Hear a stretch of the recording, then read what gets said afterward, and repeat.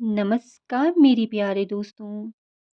आज भी जादू की झप्पी में आप सबका दिल से स्वागत है। शुरू करते हैं आज की सच्ची कहानी।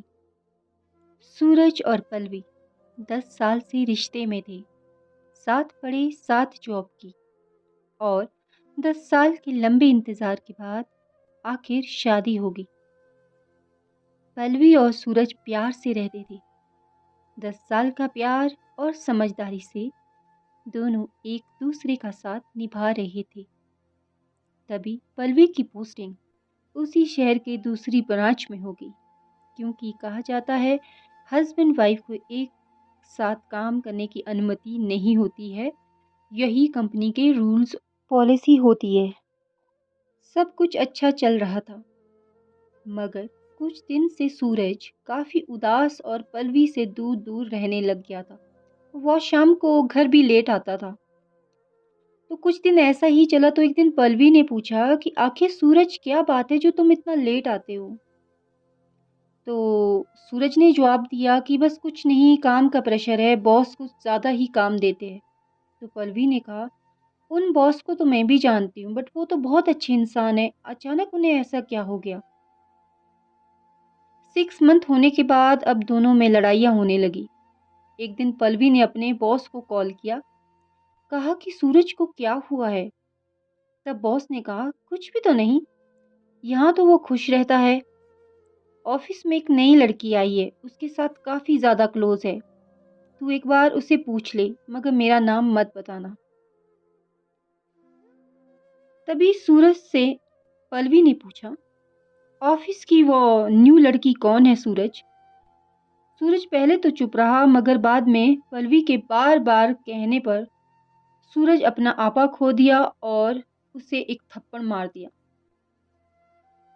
10 साल में जिस इंसान ने पल्लवी पे हाथ नहीं उठाया, उसने सिर्फ और सिर्फ पूछने पर उस पर हाथ उठाना शुरू कर दिया।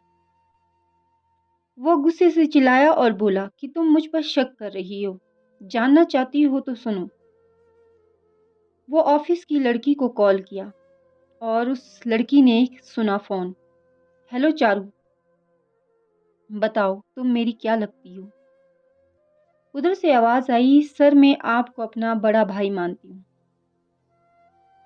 सूरज ने फोन कट कर दिया और पल्लवी से कहा, सुन लिया, यह अभी बहुत छोटी है, तो मैं इसका साथ भाई की तरह देता हूँ। बेचारी पल्लवी ने सूरज से माफ़ी मांग ली और उस दिन से सब नॉर्मल होने लग गया। एक दिन सूरज चारू को लेकर घर आया और कहा, पल्लवी बेबी, प्लीज़ चारू को कुछ दिन अपने घर पर रहने दो, क्योंकि इसके लिए एक अच्छा सा अपार्टमेंट देखना है।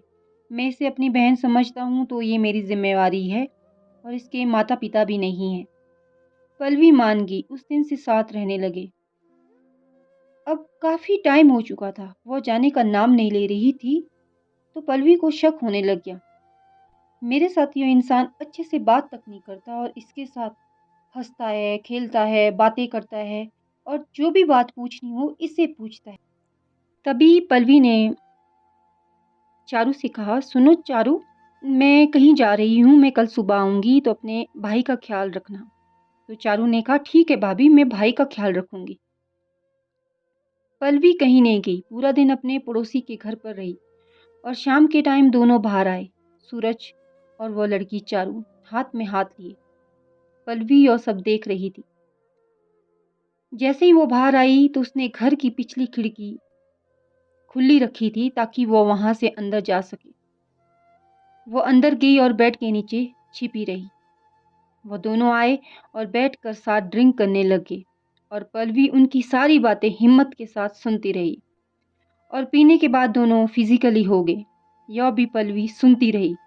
सब होने के बाद वो बेड के नीचे से बाहर आई और जब दोनों ने उसे देखा तो वो उठ के खड़े बैठ गए।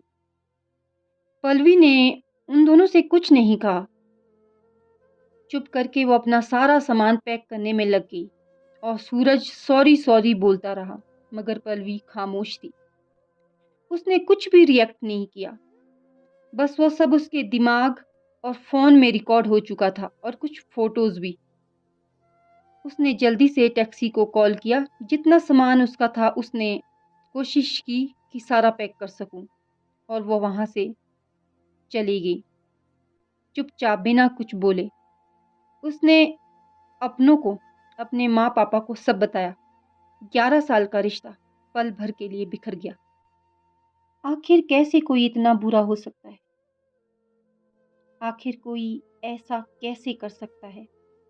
यहाँ बात मर्द की नहीं है, उस लड़की की भी है जिसे पता था वो एक शादीशुदा इंसान है। कुछ टाइम बाद पल्लवी ने सूरज को डाइवोर्स दे दिया और अपनी लाइफ में मूव ऑन करने में लग गई। आपको क्या लगता होगा, उस लड़की ने सूरज से शादी की होगी? तो दोस्तों नहीं, वो लड़की को सहारा चाहिए था। एक नए शहर में पैसा, टाइम पास और एक सहारा। सूरज पल्लवी को बहुत बार सॉरी भी बोल चुका है, मगर पल्लवी ने ना तो उस वक्त कुछ कहा था, ना अब कुछ बोली। सूरज को उसकी चुप्पी आज भी खा रही है। न जाने चारू जैसी कितनी लड़कियां शहरों में आती है और ऐसे हंसते खेलते घर को खराब कर देती है। पल्लवी ने जो देखा, सहा, कदम उठाया, वो एक बहादुर इंसान ही कर सकता है। खामोशी ही सबसे बड़ा हथियार है। मगर किसी को 10 साल देने के बाद भी आज भी पल्लवी न रोती है न मुस्कुराती है, बस एक बेजान इंसान है। उसने बस यही सोचा, जो हो चुका है उसे मैं ठीक तो नहीं कर सकती। मैं चीख कर, चिल्ला कर, रो कर भी क्या लूंगी। सच्चे प्यार की, विश्वास की हार हुई है। तो दोस्तों, प्यार चाहे 2 दिन का हो, 2 महीने का हो, 2 साल का हो, 10 साल का हो, जब कोई धोखा देता है तो दिल में दर्द ज़रूर होता है। पल्लवी ने सिर्फ कीमत चुकाई है, सच्चे प्यार की, विश्वास की। तो दोस्तों, प्रेयर करो पल्लवी अपनी लाइफ में मुस्कुराए और हमेशा खुश रहे। न जाने यह कहानी एक पल्लवी की नहीं, पता नहीं कितनी औरतों की है, जिसका घर यूं ही खराब होता है। लड़का हो या चाहे लड़की, दोनों ही बराबर के जिम्मेवार होते हैं। फिर मिलते हैं दोस्तों एक नई कहानी के साथ। मेरी कहानियाँ सुनना पसंद है तो चैनल को सब्सक्राइब, वीडियो को लाइक, शेयर, कमेंट करना ना भूलें। Thank you so much.